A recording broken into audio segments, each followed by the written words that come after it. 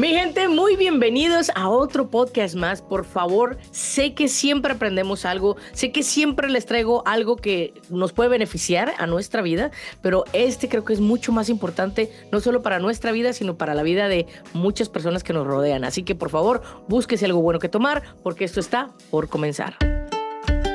Toda historia comienza con una idea. La idea de una vida mejor nos lleva a emprender. La idea de ser más felices nos lleva a conocernos y sanar nuestro interior. Y así van surgiendo nuevas ideas. Para una mejor salud, tener éxito en los negocios, ser mejores padres, manejar nuestras finanzas. Y de todas estas ideas hablaremos aquí. Recuerda, hoy es un gran día. Y todo comienza con una idea. Iniciamos el podcast de Perla Barraza. Muy bienvenidos, como les comento, este tema es bien importante y traigo a alguien que sabe de este tema para que nos platique más de cómo poder ayudar, no solo para nosotros mismos, sino para alguien más en nuestras vidas. Tengo a nuestra psicóloga Rosalinda Rodríguez Ávila. ¿Cómo estás? Muy bienvenida, gracias por tu tiempo. No, gracias por brindarnos estos espacios para la salud mental, para psicoeducación. La verdad lo aprecio y lo valoro y un gusto compartir y acompañar contigo y pues con toda tu audiencia. Muchas gracias. Mira, te contaba ahorita antes de comenzar la grabación, yo he recibido mensajes de mamás sobre todo y de tías que me dicen, es que tengo un sobrino, tengo un hijo o tengo una hija que nada les mueve, nada les apasiona. Y siento que están como tristes toda la vida o como deprimidos y tengo miedo de que se suiciden. Para mucha gente puede ser como algo, ay, cuánta exageración, pero Cuéntame, ¿se puede? ¿Sucede? Sí, Perla, lamentablemente, procuramos a veces como en los medios de comunicación no dar tanta estadística, pero lamentablemente está y existe a nivel mundial, a nivel Latinoamérica, a nivel Estados Unidos, México, que cada vez se está incrementando, inclusive como uno de los efectos post-pandemia, el suicidio en las y los adolescentes. Ha alarmado mucho esta situación porque lo que anteriormente era común en personas de adultos mayores, esta parte que tú comentabas de que no le hayan sabor a la vida, sucedía más en las personas de 60 años y más. Pero actualmente, en el 2024, 2023, desde que inició pandemia, hemos encontrado que se está dando un fenómeno que antes no sucedía en población adolescente. Inclusive a veces hay casos hasta en niños que empieza con esta fase de anedonia, lo que tú le llamas a que no le encuentran sabor a la vida, la desesperanza a la vida, y luego puede ir escalando por diferentes situaciones. El suicidio es una cuestión multifactorial. No podemos decir, es por esto nada más. No, es por eso que también es más complejo de abordar. Pero actualmente, como te compartía, el 10 de septiembre de cada año se hace una jornada a nivel mundial para prevenir y abordar este tema de estas situaciones al respecto, ¿verdad? Inclusive 2024, el lema va a ser, hablemos de suicidio, cambiemos la narrativa. ¿Por qué es esta parte, verdad? El suicidio es prevenible. Es prevenible con un enfoque, con una atención multidisciplinaria, haciendo corresponsabilidad con la población, con los medios, con los maestros, los médicos, los padres, porque a veces esta parte de contención, del apoyo de red, de quién está alrededor de los adolescentes o personas adultas jóvenes o inclusive los adultos mayores, ¿verdad? Entonces es un tema que ocupa ser abordado de forma inmediata y sobre todo con acciones muy simples que a veces pudiéramos como ayudar las personas con esta información para ayudar a algún familiar, algún ser querido o a alguien muy cercano que esté pasando por una situación de este tipo. Claro, y como dices tú, antes era como de personas más grandes, de que quizás estás trabajando demasiado, no te está alcanzando el dinero, ya no encuentras la puerta, pediste un préstamo, te metiste en alguna situación y dices, ya, mejor quiero irme de este planeta. O gente ya muy grande que dices, ya mis hijos ya no me pelan, ya se me fue mi esposo o mi esposa, ya no le encuentro sabor a la vida, pues ya quiero irme de este mundo, de este plano. Pero pues eran las quejumbres de las viejitas, ¿verdad? O de los viejitos, ya llévame Diosito, pero no lo hacían.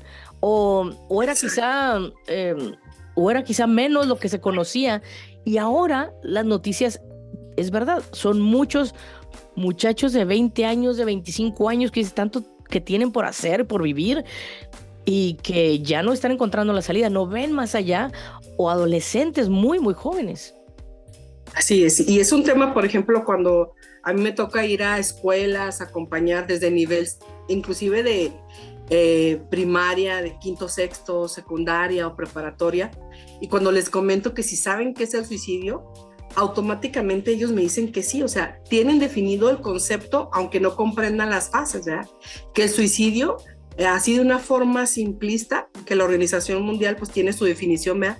Es un acto o el resultado deliberadamente de realizarse un daño por sí mismo, con el fin de causar la muerte. Entonces, cuando hay toda una intención, cuando llegan consultantes a la unidad de salud o que vean la escuela, yo les pregunto, porque empieza por fases, ¿verdad? Esta fase de la desesperanza a la vida, y yo le digo, ¿te quieres morir o estás desesperanzado de vivir? Parecieran dos preguntas iguales, pero no lo son. Entonces, el que tiene la desesperanza a vivir es por estos puntos que tú compartías, ¿verdad? No le alcanza el dinero, tengo problemas familiares, en la escuela me hacen bullying, estoy siendo acosada, a lo mejor por alguien cercano, familiar, tuve alguna situación de violencia o de abuso sexual.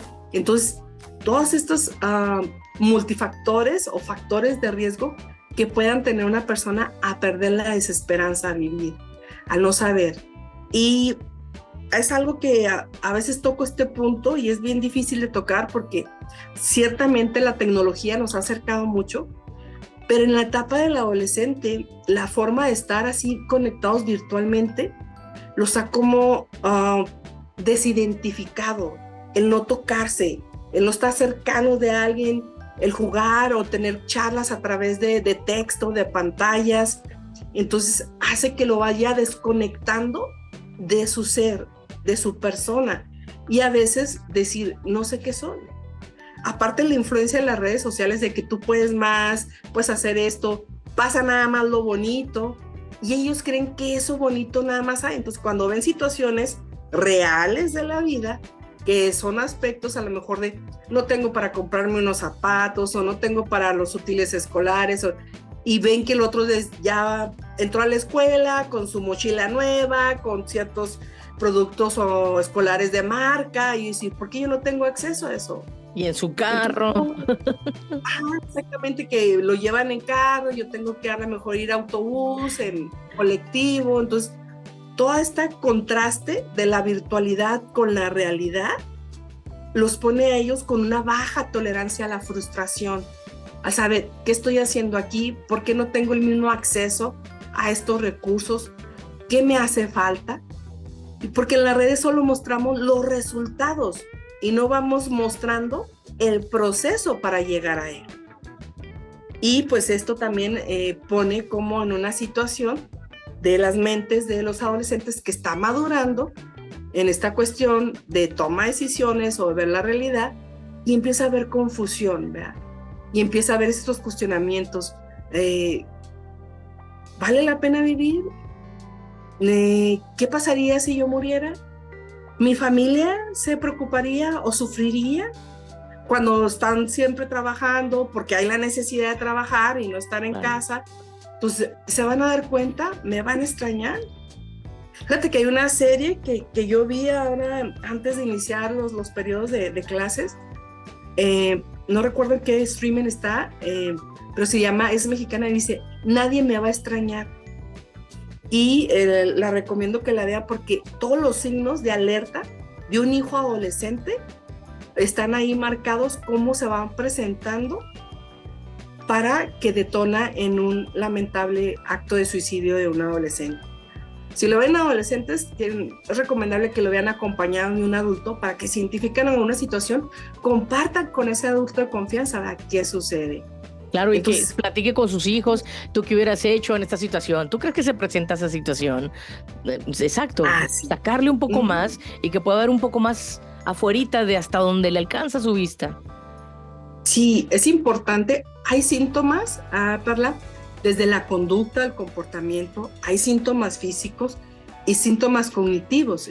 Por mencionarte algunos del comportamiento, es cuando a lo mejor él amenaza con que se quiere quitar la vida y a veces dice, ay, está chantajeando, si lo dice no va a suceder, que es de los mitos más clásicos, pero que lamentablemente un porcentaje muy alto que lo mencionó, sí lo realiza. Entonces por eso es importante como estar atentos ahí. Si ahí empieza a haber consumo de uso de alcohol o tabaco u otras sustancias que lo pueda poner en una situación de estar vulnerable su pensamiento para hacer una conducta de riesgo. También lo que es cuando escuchas hablar constantemente a alguien de la muerte o de mencionar solo accidentes o mencionar enfermedades o enfermedad así como que nada más un tema como muy repetitivo u obsesivo de hablar sobre la muerte. Y si se muriera y que se muera y si le pasa esto, frases como típica de esa edad. O la disminución de las conductas que antes hacía. Por ejemplo, si a lo mejor antes jugaba videojuegos y ya no juega videojuegos. Si antes hablaba y ya no habla. Pero, ojo, Carla, porque también puede ser que a lo mejor era muy serio y empieza a ser extrovertido. Entonces, toda conducta que hace cambio de opuesto, a veces por eso es tan difícil en los adolescentes, porque podamos confundirlos con qué es la etapa de la adolescencia. Claro. En que son sus cambios, con que es la pubertad, los cambios de humor, porque es esta parte también física, ¿verdad? El cambio de estado de ánimo, el sentirse triste, el manifestar ansiedad, el que a veces no se quieren bañar, porque llega una época de no se tienen que bañar, ¿verdad? Yo la pasé, ¿verdad? Por eso de que métete a bañar. No. Pero cuando ya ves que llega a lo mejor a no 2 días, a más 3 días, a que es repetitivo, o sea, el insomnio es un detonador así, o dormir de más. A veces que porque están conectados y a veces desconectarse en las redes o estarse mensajeando, pueden durar hasta las 3, 4 de la mañana. O sea, tuve un caso en consulta hoy de un adolescente de sexto de primaria, de 11 años, se durmió a las 4 de la mañana porque no podía dormir. Cuando los papás están dormidos y a veces no nos observamos si nuestros hijos durmieron o no durmieron. Entonces es importante como estar atentos si les dan ataques de pánico, ¿verdad? Los de pensamiento, ¿cómo podemos identificar los pensamientos? Cuando a lo mejor ellos están sumergidos o su mirada perdida y decir, hijo, ¿estás pensando en algo? ¿Te preocupa algo? ¿Hay una situación? O cuando está a lo mejor comentándote un mismo problema y es como dándole vuelta como el hámster en lo mismo, o no se concentra, le mandas pedir algo, ¿qué me dijiste o qué pasó? La falta de memoria, toda esta cuestión de enfoque o de estar como ausente, estando presente físicamente, entonces es como observar mucho, ¿verdad? Los psicosociales, irritables, los cambios de humor, agitación permanente, incapacidad de sentir placer, son de los puntos, o sea, que tú mencionabas, pero si te fijas, todo esto que te mencioné es común en qué etapa que pase. Claro. Tú dices, ese es cualquier adolescente irritable, que no quiere dormir o que quiere dormir mucho o que está cambiando su manera de ser porque se está encontrando. La cosa es en si todo eso lo lleva a sentirse más feliz o no. Porque si de todas formas, aunque desvelándose no es feliz, aunque durmiendo no es feliz, aunque sin bañarse no es feliz, aunque saliendo no es feliz, aunque quedándose en la casa no es feliz, entonces algo está pasando. Y sí tenemos que darnos el tiempo de vigilarlos, porque yo sí les digo, está bien, todos pasamos por la adolescencia y la juventud, claro que sí, pero no había el impacto que hay ahora con las redes sociales. El estarme comparando con alguien más, quieras o no, lo haces. Lo hacemos nosotros. Hay gente que yo pongo mis plantas y, ay, Perlita, a usted se le dan todas sus plantas. No, tengo que ponerles las que se me mueren. Mire, se me mueren, a mí también se me mueren las plantas. Pero yo lo hago para que vean ni que yo tuviera dedo de qué. Se me mueren las plantas. De las pocas personas que hace eso, porque la mayoría mostramos nada más como esta parte, ¿verdad? Exitosa, saludable, jovial. Entonces, ¿qué pasa en un adolescente que va a su proceso de maduración? O una persona que está vulnerable por alguna enfermedad, por a lo mejor una discapacidad de someterse a estrés constante, crónico, cansancio, que en ese momento sea vulnerable y su mente le juegue. Te voy a compartir un caso y yo lo comparto porque, como te he comentado, siempre hablo desde mi verdad, desde que me tocó. Me recuerdo que hace un año, precisamente en julio, me dio COVID. En julio, o sea, ya casi, o sea, el 2023. Y estuve una semana con licencia médica y yo me recuerdo que por lo regular en julio salimos de vacaciones a playas y empiezo a ver que mis amistades andaban en una playa, en otra playa, y yo de repente puse, ¿por qué me pasó esto a mí? ¿Por qué me siento? Luego me dolían todos los huesos, estaba vulnerable, hasta que dije, ¿quién me tiende viendo estas redes si ocupo estar cuidándome mi tecito en reposo? Entonces, ¡fum! O sea, me caché. Pero lo que te puedo compartir es que a veces, teniendo como todas las herramientas, eres humano, puedes caer en esa situación. Entonces imagínate a los adolescentes que están en esta etapa de reconocimiento, de sentirse parte de un grupo, de la identidad de la familia. Entonces cada vez son más casos que llegan o están alrededor de una servidora, no nada más como consultantes, ¿no? Sino familiares de amistades cercanas o familiares de mis sobrinos que pasan por una pérdida de suicidio recientemente, adolescente. Entonces, este tema, la verdad, es como, para mí, yo agradezco la apertura, porque el suicidio es prevenible. Si nosotros empezamos a identificar estos factores, a observar a nuestros adolescentes o los adolescentes de otras personas, porque a lo mejor nos pueden ver a nosotros como tía, tío, como ese adulto de confianza. Entonces, si tú como papá, como mamá, tienes dificultad con tus hijos en la adolescencia, que es parte común del proceso, que no aceptan la autoridad de mamá, de papá, busca ver quién es su adulto de confianza, para que puedan tener como ese acercamiento, esa sincronía, ¿verdad? Yo les mando mensajitos de texto a mis sobrinos, que es su lenguaje de comunicación. Les marco y no me contestan, Perla, pero les mando un mensaje y sí contestan. Entonces ya sé que su canal de comunicación es el texto, el mensaje. Entonces, a ver, hijo, aquí estoy, I love you, sí, tía, I love you too. Entonces, es decir, buscar esas formas. ¿Cómo vas? ¿Cómo andas? ¿Cómo va tu escuela? Entonces, hacer este contacto, ¿verdad? Y dar como esa confianza de que ellos se puedan acercar. Entonces, es como brindar esto. Muy bien, entonces, una de las etapas es la desesperanza. ¿Cómo podemos hacer para tener esperanza otra vez? Híjole, es un tema muy importante. Te comento las etapas, que son 6, las fases como el proceso del suicidio. La número 1 es cuando empieza a haber esta desesperanza a vivir, la anedonia de ya no me interesa, no me siento feliz con nada, nada me satisface, siento que no logro, no avanzo. Y luego viene la segunda fase, que es ideación de la muerte. ¿Y si muriera? ¿Y si yo no estuviera vivo? ¿Haría? Como el título de esta serie que te digo, nadie me va a extrañar, o a lo mejor me extrañan, no lo sé, todos no los veo ni me ven. Sí, esta parte. Y luego viene una tercera, cuando empieza ya la idea. Ok, y si yo me muero, si yo sí algo por morirme, porque empieza a haber un dolor emocional que se va transmitiendo como un dolor físico en el pecho, en la cabeza o en el estómago, pero es ese vacío de no sentir nada, no más que un dolor no identificable por una razón, una causa, porque te pueden empezar a decir, tienes casa, tienes comida, tienes escuela, o sea, ¿qué te falta en la vida? Claro. ¿Cómo eres malagradecido? Y Claro. luego empieza la culpa, ¿verdad? De sentirme culpable porque tengo todo, pero no tengo la esperanza a vivir. Viene la ideación de muerte y luego viene la ideación de, ¿y si yo hago algo planeado para matarme? La cuarta es cuando ya estructuran el plan.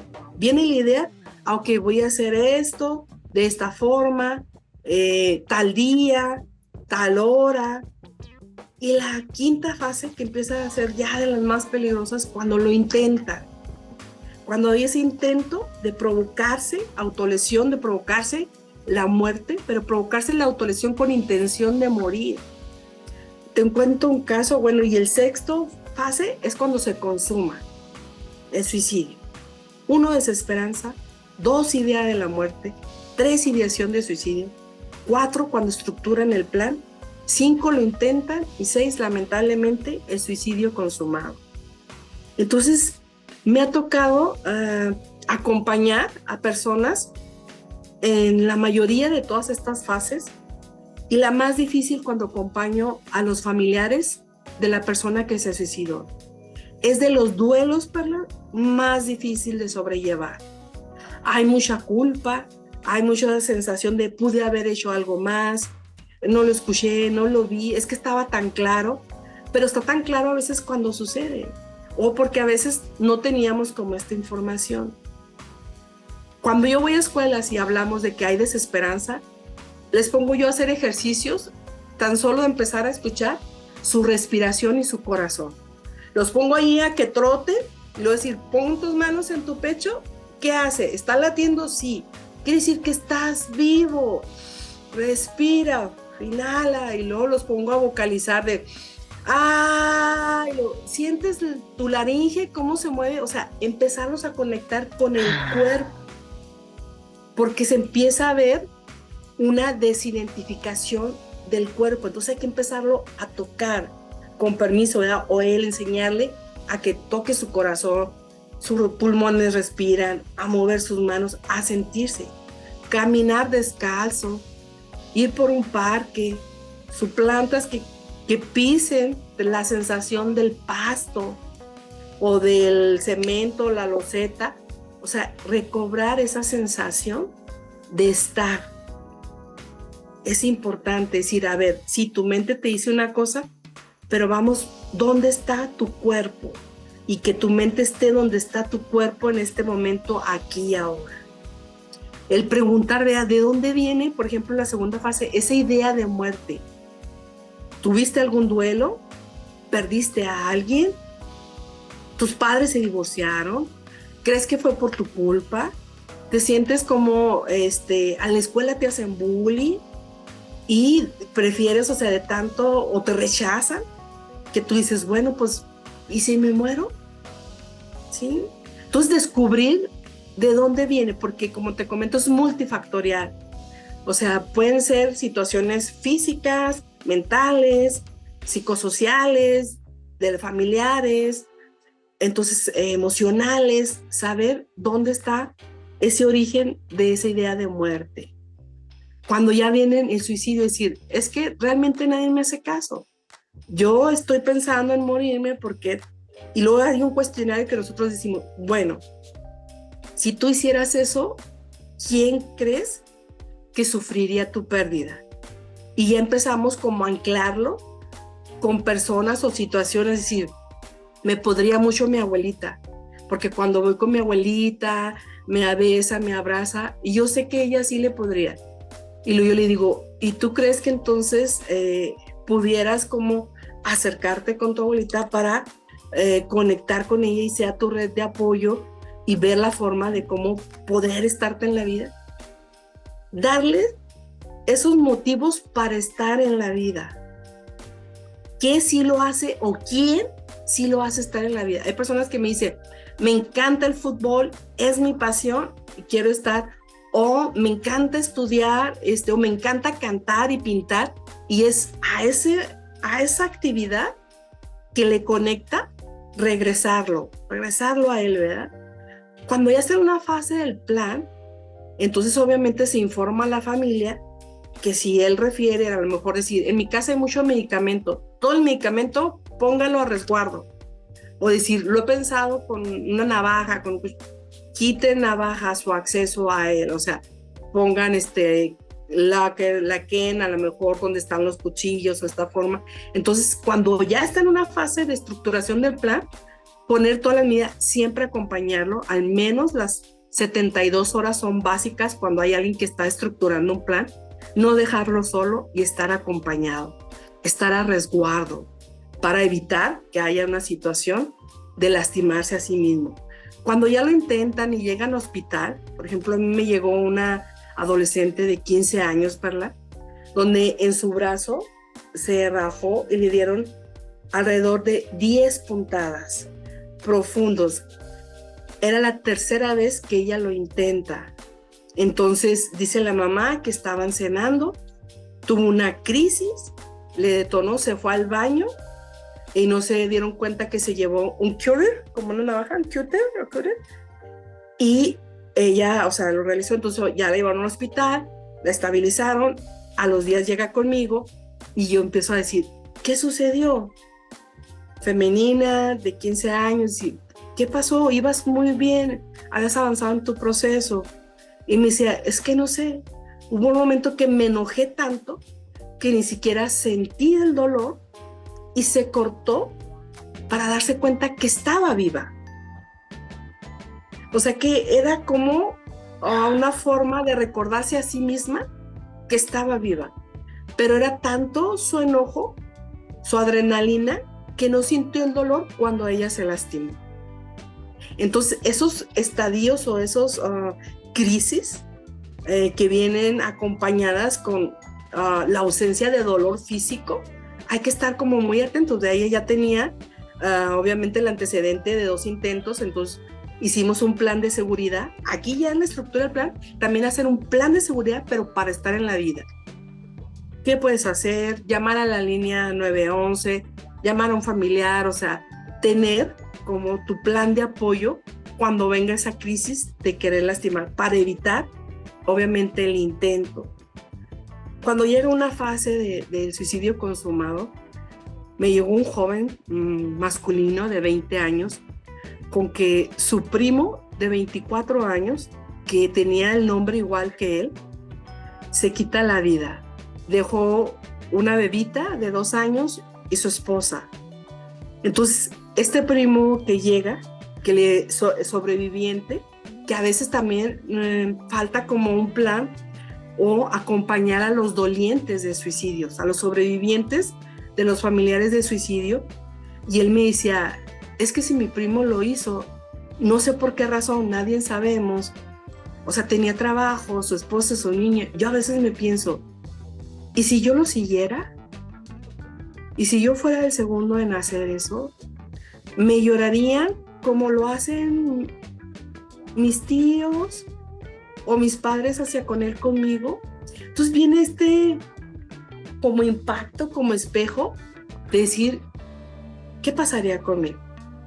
Entonces es muy importante que la familia doliente a un suicidio de un familiar reciba como este acompañamiento terapéutico, psicológico.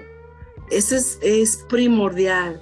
Y poner las líneas gratuitas, las líneas que están 24 horas, las comunidades a lo mejor o organizaciones voluntarias que están de apoyo, porque estamos convencidos que se puede evitar teniendo como estos signos de alarma, de alerta para las personas, ¿verdad? Y sobre todo saber la magnitud del problema, que yo te admiro, Perla, porque abres espacio a estos temas incómodos, de verdades que duelen, ¿verdad? Pero son realidades en nuestra comunidad. Entonces, estar como en esta información, actualizándonos y ver la realidad de la magnitud del problema, para juntos, pues obviamente el fin de prevenir el suicidio, la muerte por sí misma de las personas. Yo sé que es bien difícil cuando a los papás les sucede esto, o sea, sus hijos se suicidan, porque además ellos se quedan con toda la culpa. Y a lo mejor es que el hijo o la hija se peleó con ellos, llevan tiempo del chongo y dice, pues para que ahora sí me extrañes y para que te quedes con toda la culpa, pues te me voy, y se van. ¿Qué podemos decirles a los papás? Porque ellos ya están cargando no solamente con la muerte de un hijo o de alguien que estaba a su cuidado, porque por ejemplo acá en Estados Unidos muchos viven con sus tíos, con sus primos o con alguien más, y de pronto se te suicida la persona que está a tu cargo o que estaba contigo o que se quedó a vivir contigo. ¿Qué podemos decirles? ¿Cómo se puede ayudar? Primeramente, yo algo que siempre les comparto en el acompañar, Perla, es que se den permiso a llorar. Se den permiso a vivir su duelo, su pérdida, que la culpa es muy, muy común, hasta cierto punto natural, pero que hay culpas reales y culpas falsas, y que a través de un proceso podemos identificar cuáles sí y cuáles no, y saber decir, ok, no pude hacer eso antes, pero si tengo más hijos, si tengo más familiares, ¿cómo puedo estar atenta con esas señales de alerta que a lo mejor los dio o a veces no las dan, porque pueden ser como muy invisibles o ser muy callados o no cambió nada, no dejar ninguna carta póstuma? Entonces, observar. Y yo les digo, hacer como esas conversaciones, decir, a ver, y hablar desde primera persona, ¿verdad? Hoy me siento de esta manera, ¿cómo te sientes tú? Hablar de las emociones o del sentir nos es muy difícil, porque si preguntamos, ¿cómo te sientes? Decimos, bien. Bien. Damos una respuesta socialmente aceptada, cuando no estamos bien. Entonces, es acompañarlos de una forma amorosa, buscar esa red de apoyo terapéutica o familiar, ¿verdad? A veces yo les comento, la otra vez tuve una señora que yo decía, bueno, ¿usted en quién más confía? Y luego me decía, en el párroco de la iglesia. Confía en el párroco, vaya con el párroco de la iglesia, platique, o con el pastor, si es de alguna otra religión. Digo, platique con una persona de confianza que no se vaya a sentir juzgado y expresar esas situaciones. Que hubo factores de riesgo que a lo mejor no identificamos, pero pueden ser varios, digo, es multifactorial. Puede haber un problema de salud mental no detectado, diagnosticado a tiempo. Puede haber una situación de uso o consumo de sustancias y caigan en un suicidio inconsciente como es la sobredosis. Puede haber que a lo mejor hay alguna pérdida, un duelo que el joven o la persona no logró procesar o no recibió acompañamiento. Violencia escolar, social en las redes. Entonces, todas estas cuestiones, decir, entonces, ¿cómo me acompaño primero a liberar mi dolor para luego regresar a la vida y con los que siguen continuar apoyándonos en red? Eso es lo que recomendaría. Lo más que se puede hacer un proceso terapéutico de duelo con sobrevivientes a personas que les han fallecido, algún familiar, por el suicidio, por la muerte a sí mismo. Pero pues lo que queremos es prevenir, ¿verdad? O sea, ¿cómo podemos hacer esto los padres, ¿verdad? Si a lo mejor no estás como en una situación, a lo mejor va observando que está en las primeras fases, o que habla mucho de la muerte, o que está desesperanzado, o que no tiene ganas de hacer nada. Entonces, ok, lo primero que vamos a hacer, y es algo que a veces comúnmente lo hacen las personas, pero no es adecuado, evitar comparar. Y mira a tu primo, mira a fulanito, es que tú sí, o sea, evitar las comparaciones, porque eso va a frustrar a la persona, lo va a hacer sentir menos o desvalorizarse, y va a empezar como un proceso la persona consigo mismo también a desvalorizarse. Entonces, evitar las comparaciones. Si tienes un hijo adolescente o una persona que lo ves que está pasando por una situación difícil, también interesarte en sus problemas emocionales. A lo mejor para ti, ese problema emocional, tú dices, ¿en verdad? ¿Por esa situación? Pero porque se peleó con el amigo, ajá, o el novio, exactamente, ¿no? Pues se peleó con el novio, la parejita, ay, está re feo, mijo, ni le hagas caso, o sea, sí. Cuestiones así, ¿no? Que decimos, pero es su dolor, mejor, o sea, era su mejor amigo, su pareja, aunque a veces ahora son novios como por semanas o por días o por Pero horas. son intensas semanas, doctora. Claro que sí, y hay un dolor emocional, entonces hay que escuchar y decir, ok, validar eso que siente y eso que piensa, porque a veces, no, en mis tiempos no pasaba eso, o nosotros hacíamos y lo estamos desvalorizando, ¿verdad? Confiar en sus capacidades, en que está creciendo, está aprendiendo, su desarrollo, entonces ser paciente, eso que tú dijiste, ser paciente con ellos, confiar en sus propias habilidades de desarrollo, cuidarlos, pero cuidarlos sin sobreprotegerlos. ¿Sabes que había escuchado una charla que la sobreprotección también es un acto de violencia? Cuando sobreprotegemos a los hijos, porque le estoy quitando la capacidad de poder resolver las cosas por sí mismos. Hay que ayudarlos que se enfrenten a la vida, pero cuidando, guiando, acompañando amorosamente, ¿verdad?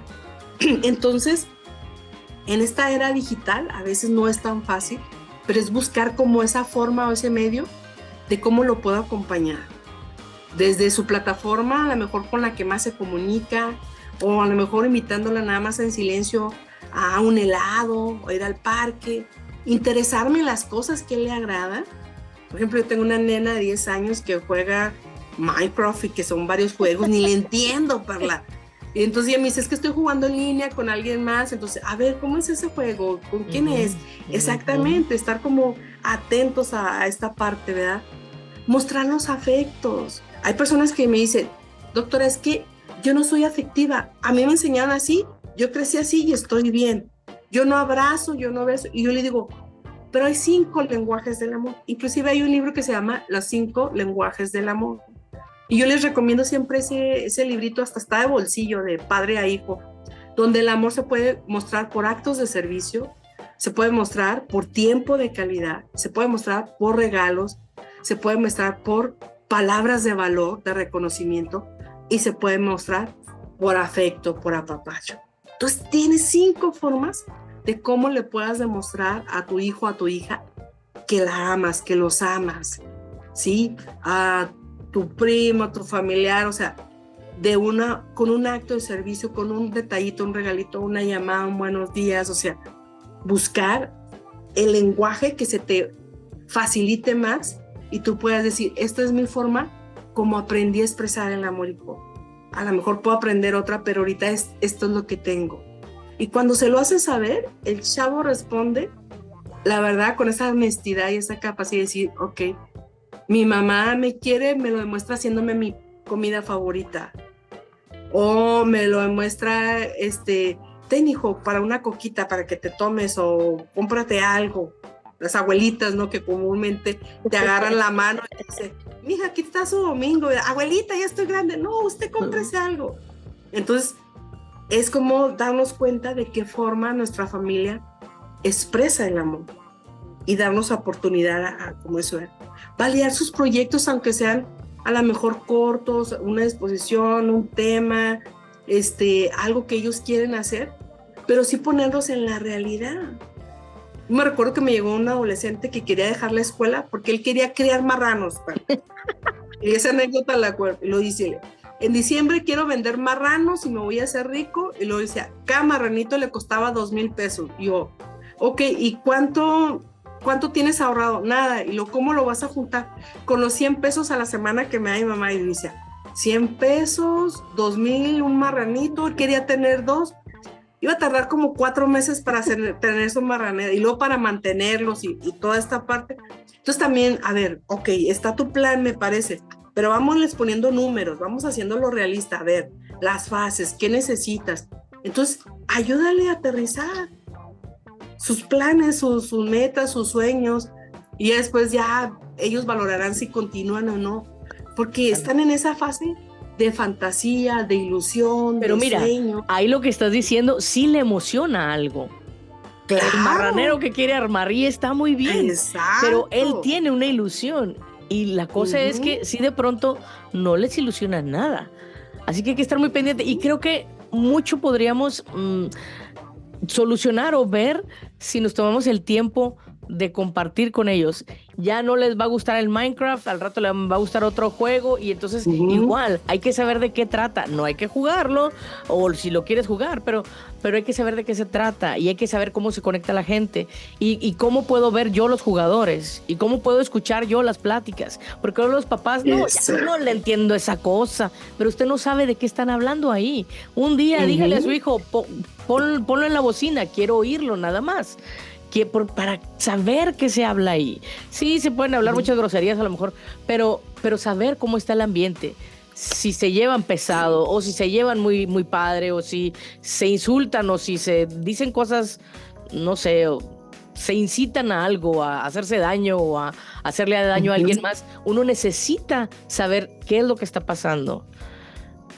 Sí, así es, porque a veces ellos tienen como mayor confianza o credibilidad en las personas de sus pares. Es como en esta etapa es muy común que le den como mayor valor a la comunicación de sus iguales, pero y luego vienen estos retos que están lanzando los jóvenes a veces en hacerse daño. O sea, había, o sea, retos diversos donde han terminado en fatalidades. Entonces hay que comentarle las consecuencias de esos retos, ¿verdad? Que puede ser, o sea, o terminando en prisión, o terminando a lo mejor lastimando a alguien más o lastimándose a sí mismos, o lamentablemente llegar hasta la muerte. Sí, cuando vean esos retos de fuego o retos de hielo, entonces hay que estar como muy pendientes con esta comunicación virtual, con quién están, si participan en algún tipo de congregación, de retos que los hagan hacer como conductas extrañas. Estar muy, muy atentos, o sea, de ellos, ¿verdad? Sobre todo mostrar, y quiero enfatizar eso que tú dijiste, la paciencia. A veces a lo mejor para adolescentes que están en esta fase, sí, o sea, es como tenerles paciencia, conectarnos con su lenguaje a lo mejor simplista, de respeto, pero sí también de reírnos, de mostrar esa sensibilidad y sobre todo su dolor emocional, ¿verdad? Ser empáticos con eso que les duele, que a lo mejor para mí decir, pues no, o sea, eso es algo inmaduro, pero es su dolor emocional. Entonces, eso puede salvar una vida, ¿verdad? Ofrecer una escucha solo activa, sin juzgarlos, sin decir, ok, oye, una persona a la consulta, un adulto mayor, y le dije, ¿cómo la puedo acompañar? Y luego me decía muchas cosas, pero hasta que le dije por tercera vez, ¿cómo la puedo acompañar? Porque ya a veces esta parte desde el ayudar es acompañar. Y me dijo, doctora, ahí solo quiero que me escuche. Perfecto. Cuénteme y yo la voy a escuchar. Y eso hicimos la sesión. Se fue muy contenta. Ella dijo cuándo se terminaba, hasta se fue antes de la sesión. Y dijo, ya me escuchó porque hice una escucha activa sin juzgar. En un espacio que a lo mejor los familiares no lo van a tener, pero sí la puede tener un terapeuta, o sea, en un espacio seguro, destinado para eso, y que pueda tener este acompañamiento profesional. Es lo que yo les digo, en lugar de contarle su dolor o por lo que está pasando, su situación, a la comadre que nomás le gusta el chisme, o al compadre que, no hombre, en lugar de eso, en lugar de pagarle el café o las cheves, mejor páguese la terapia, porque después de varias sesiones usted va a comenzar a sentirse diferente y no juzgado. Exacto, y luego después puede salir de pleito con la comadre, pelear las comadres, salen las verdades. Sí, exactamente, y ahí van a dar todos tus secretos, así que por favor no, oye, tú y yo nos podemos quedar aquí platicando tanto, me encantan tus pláticas. ¿Dónde te encuentra la gente? Sé que muchas personas quieren acá en Estados Unidos tener una psicóloga en español, y yo les digo, pues es que pueden hacerlo por videollamada, y pues además es más económico porque están allá en México, así que ¿cómo te puede conectar la gente? Me pueden mandar un mensaje de WhatsApp al teléfono +52 656 115 5363, o en mi red social de Facebook, está así tal cual, Rosalinda Rodríguez Ávila. Me pueden mandar un mensajito y de ahí conectarnos por vía WhatsApp. Las terapias en línea o virtual pueden ser por Zoom, pueden ser por Google Meet, por las diferentes plataformas que hay de estos medios para estar en línea y poder acompañar a distancia. Que yo agradezco porque sí hay personas que se han puesto en contacto con esta información y pues podemos acompañar, ahora sí que una escucha latina en español y pues con situaciones que pueda compartir desde mi experiencia terapéutica y profesional. Claro que sí, así que ojalá que no necesiten por este tema, pero si sí lo necesitan, yo qué más les puedo pedir que pónganse en contacto con nuestra psicóloga, platique con ella y saque lo que está viviendo ahorita. A lo mejor es una situación de que su adolescente nada más está siendo adolescente y qué bueno, más vale prevenir que lamentar. Y si Así ya es. sucedió, y si ya perdió usted un hijo, perdió usted un sobrino, y siente que la culpa lo está matando a usted también, platíquelo. Porque no podemos andar con esto solos. La red de apoyo es bien importante, que es apoyarnos en la demás gente. Así es, Perla. Y pues también comentarte que hago acompañamientos desde forma tanatológica y psicológicamente. Entonces es muy importante saber porque a veces buscan más a una tanatóloga y pues una servidora también hacemos acompañamiento tanatológico o psicoterapéutico según lo requiera el consultante o la persona. Muy rapidito para que la gente sepa qué es un acompañamiento tanatológico. Que un acompañamiento tanatológico es cuando acompaña especialmente el estudio de lo que es la muerte, el saber procesar los rituales, las formas, o en personas cuando están en proceso de una enfermedad terminal, el saber qué sigue después de respetar mucho la dignidad del consultante, del enfermo, qué es lo que quiere, acompañar a la familia que está teniendo un duelo anticipado por esa muerte probable por la enfermedad terminal que tiene, entonces decir cómo ir sobrellevando esta pérdida, pero amorosamente, respetando sus creencias, cualquier tipo de creencia religiosa que tenga, e inclusive si no hay ninguna creencia religiosa, respetando decir, no, yo creo que la muerte es un salto a la nada, al vacío, ok, desde eso, ¿cómo se puede hacer un proceso para vivir el duelo, la pérdida, sobrellevarla y conectarnos nuevamente a la vida, al estar en la vida? Muy bien, muy bien. Muchísimas gracias, nuestra psicóloga Rosalinda Rodríguez. Muchas gracias. Un gusto, gracias, Perla. Seguimos aquí acompañando. Y gracias a ti por haberte quedado hasta el final del podcast. De verdad que te lo agradezco muchísimo. Espero que te haya encantado el tema, pero sobre todo que podamos tomar cartas en el asunto. Yo soy Perla Barraza, así me encuentras en Instagram, en Facebook y en YouTube, Perla Barraza 01 en TikTok.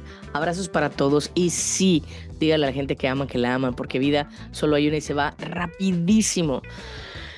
Mucha gente se va antes de lo que quizá debería irse, pero para eso estamos aquí también, para celebrar nuestras vidas. Los quiero. Hasta la próxima semana. Chao, chao. Esperamos que hayas disfrutado de todas las ideas que tratamos hoy. Tenemos una cita cada viernes con un nuevo episodio de Perla Barraza, el podcast. Hasta la próxima.